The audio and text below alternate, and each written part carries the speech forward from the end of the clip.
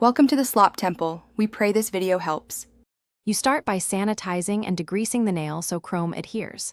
Once done, file and buff to shape, then apply dehydrator and a thin acid-free primer. This prevents lifting. Apply one thin, even layer of builder gel, not too thick, and level it from cuticle to free edge. Make sure to cure under an LED lamp for 60 to 90 seconds so the surface is stable but still slightly tacky. This balance is key for chrome transfer.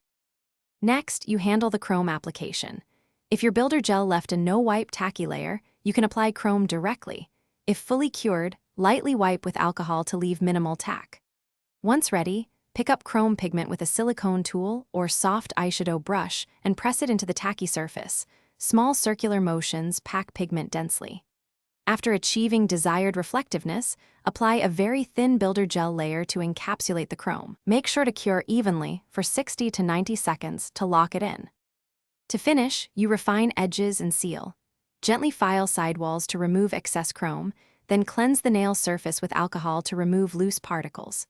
If you want extra gloss or longevity, apply a compatible top coat over the cured encapsulation and cure according to the product instructions.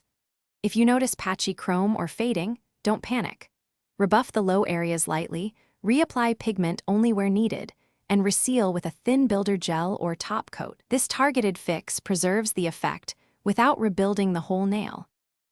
Thanks for watching. Consider subscribing if we helped you.